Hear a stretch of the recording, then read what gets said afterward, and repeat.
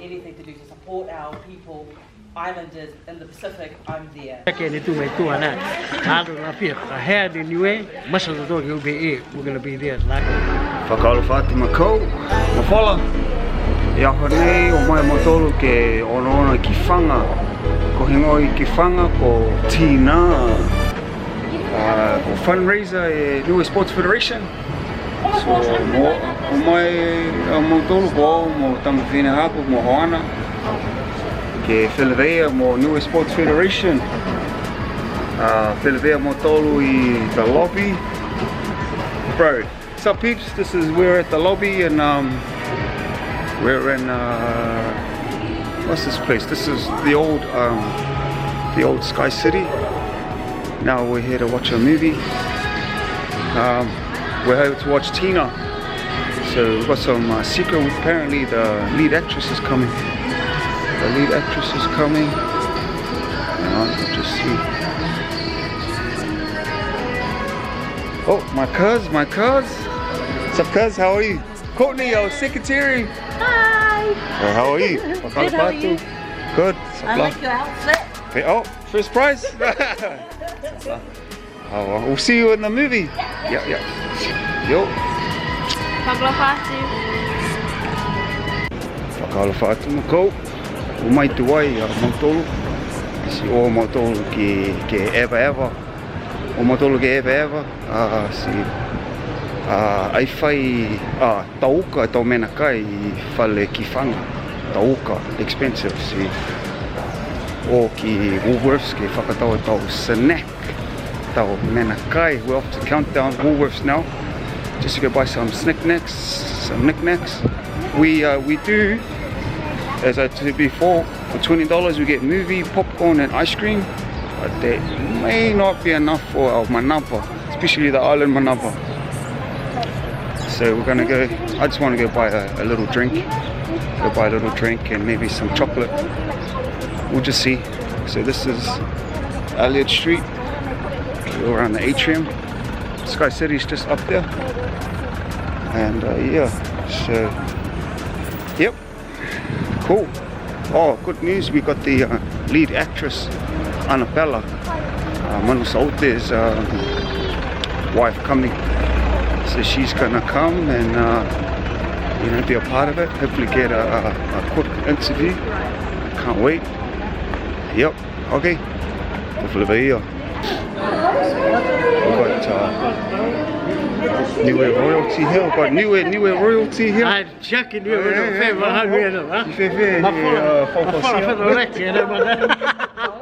Hey bro, I love your content. Oh, for going. Any words for the viewers? Whoa, Howard. I'm just a driver, my bro. Hey, whoa, Howard. Human for a security guy. Ai cái con Niue hay cái đồ ấy kìa, con Niue đồ hàm tắc Niue hả? À bây hết thì Niue lại cái đồ xả mua mất của mình hai cái. Ôi, support cái support tức là cái đó mình là Brazil, à chỗ hai cái phá hành sao. Thế mà là biển mình là vay ngân đi hàm bộ hả? Vay ngân ấy có đâu? Cái này không có đâu cái này. Coi có mua gì muito kia coi. Nah, I love your content, bro, because what it does is really inspiring, especially for the young people. Most of the dog have a far to see no far to see no, must be far to see no. The language of the go my young ones must get far to see no. This generation, my old friend. What do you call it? Too soft, Safe. My father, I'm TikTok. Có tổ rồi Niue ấy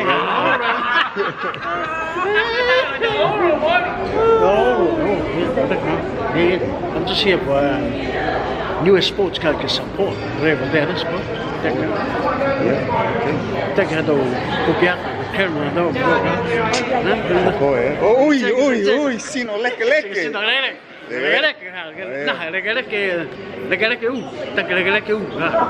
Good for the mind, but so whatever you do, keep doing it, especially with the Niue language. I get lost on my own. I gotta keep reminding myself. Niue Wai fuata me wa motua le man. E motua. Waka I don't used to work for kau. I'm still what do you call it? Fuata. Ai ke fuata. Rolo koa. Ko hai whakaako e wanga hou. Hau. Nā, whanau ha I Niue ha. So mai ki ne ha, hawha. Matua tān hako Samoa. I think I'm mistaken for Māori, but that's okay. Kia kaha ki ora ka pau. Yeah. But my small when I met my for partner to see Samoan, I'm more coming back. I have to come back to you make Niue, get the how to reconnect back to my Niue. So I have to. It's so important now. I get lost. I guess in my own journey, I have to come back to my Niue. Niue more. Take the Niue. We're not like I don't have here with the tongue of the Samoa. Meaning with we got a different culture. Up here, all the tall haki, tongue, all is the tam hak, all the Samoa. Up here, made in New Zealand, or many come to Tosini. Off we go, have on oh, go Niue. Oh, my, the one to Tapu, I went to Tupis. I shake it. La Pierre had the Pierre Niue. I love Niue. We're Captain Cook with the Tolway. Kaitanga. I would call it. I'm not shy about that. In a good way. I want to Tangata. You can move after that. Ako rin, kahit tumatong sa tulog, kahit tupalang, hindi kita may tungangaw. Ako piyan, ako ko'y tutong yung balang ako eh. Whakau e whau. Hindi kita may kahit tungangaw, Hako ha. But I still take your head to balang ha. The balang ha. may hugan sa peta. Laat dat toch ga ik het doen, Elisabeth ha. I mean, take a new way ha. We take a new way. We take just the freedom of new way. Ay, tupi-tupi. Ay, tupi-tupi. Ay, hongi. Ay, hongi. Yeah. Kaya hindi ha. Yung tama off at tama hakan na tahat. Kaya tama hakan new way ha sa mo. Matahat yung kau ki new way. Off wala he kau ha. Kaya don't be ala. Let's go to church there. You know, Samoa here, they had to don't be the those they overdress. I go to the floor have a Niue. Over here. Guys, check it out. Over here. To wash your eyes, go there. Start on time. Also on time. Yeah. Samoa, woo! Oh, like it. Cái phê hà phối ở nang ấy à, cái phê tôi hà của phê lẹ hà phối ở nang ấy à. Okay, tau kuku. Yep. Whakau lai. Yeah, man. No, what you gotta do? Keep up the good stuff, alright? The man here, the champion, inspiring our youth, inspiring our language, inspiring our dog. And I always say use the social media for positive. There's nothing to be shy about. Ma, don't have it. Oh, yeah, the TV, right? Taki-taki. Yeah. Taki-taki mga mawai.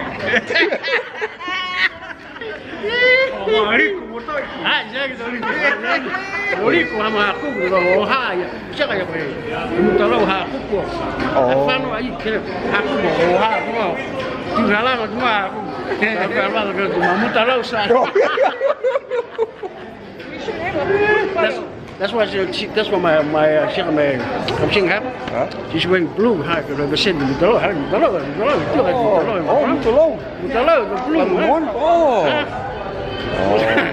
Hey, you know. Awesome, bro. Jay. Hey, this is the day. We just got here. Made it time. Made it. But this is training. Oh shit. I'll say it's had a good day. Well, Ai, taki, whakarofa atu. Oh yeah. Got lost in, but I'm here now. That's a good thing.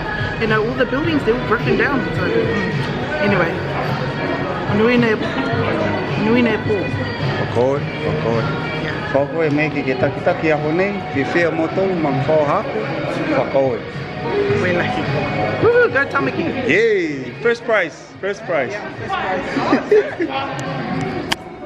our family.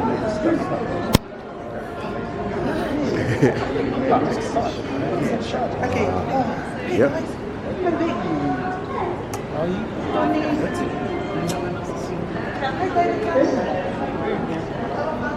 Hey, for supporting Niue Sports. Oh man, shot Niue Sports for organising private viewing. It's pretty cool. So, bro. That's it. Nippy, here's the man himself, the organizer. Hi everyone. Hey. You just help yourself. Thank you very much. Thanks for coming tonight. Be a good night tonight.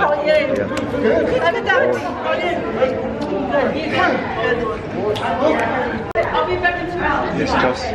Good to see you. Yes, me. Yeah, for court. Excuse me. Hey man, what kind of this? Hey Anna, can I get a recording? Sure. Oh yeah. If these guys didn't know, this is the lead actress of the movie. Thanks for coming. Oh, absolute pleasure, bro. What an experience to watch it with the lead actress. Have you seen it? No, it's the first Oh, time. your first time? Oh, yeah. Okay, cool. Yeah. Any words for the Niue people wanting to get in this? Yeah, Or what to expect from the movie if they haven't seen it? I think you just got to expect a bit of everything, really. You know, a bit of tears, some heartfelt, you know, stories that are in there, some beautiful music.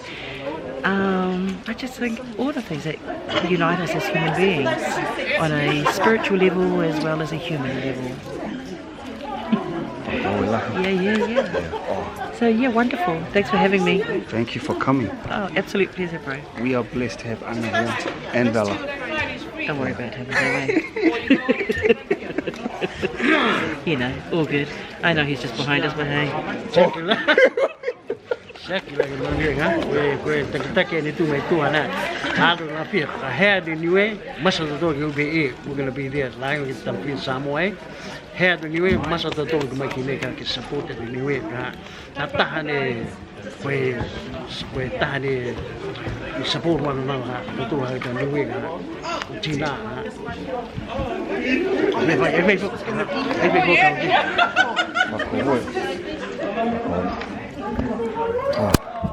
Thank you. First of all, thank you so much for the opportunity to have me here. Thank you very much to the Niue Sports Association. Also, massive support and love going out to you guys. Thank you, Jocelyn, for the invite. This guy. If there's anything island time, it's this guy. He told me about it, he forgot about it, he told me today, he goes, it's in 3 hours. And I really wanted to throw someone out the window. And of course, it's not about, you know, with your Samoan, Tonga, Kokana, it doesn't matter, you know, we're all on the Pacific. So anything to do to uplift and anything to do to support our people, islanders in the Pacific, I'm there. So it didn't really matter whether it was an hour, 2 hours, I'm just like, of course, let's go. But yes, anyway, look, yes, the movie is Tina, yes, I may be the face of Tina, but the people who made Tina, Miki Mangasiva, and his company, he wrote it, directed it, as well as produced it, they are the ones that are really responsible for where this show is now.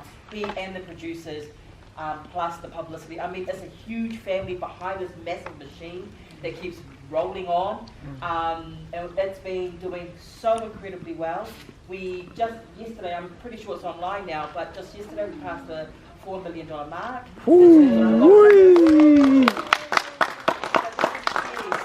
But if, you know, as Villa was saying, if this movie can do it, our stories can do it. No, I told Niue. Yes, beg your pardon. Niue can do it. So anyway, without further ado, thank you so much for having me. Like I say, my team also send their love to every single one of you, to our youth, the world belongs to you, the screen belongs to you, our stories belong to you, they're yours, own it, take it. We're always going to be there to be that support. So thank you so much. And I believe that we're going to be doing a question thing at the end of this. Oh, these Niueans, eh? Really taking it to the next level. Excellent. But let's watch the film and then we'll do some questions for anybody, and then after that we'll call it a night. But thank you so much. Love to you all. Love to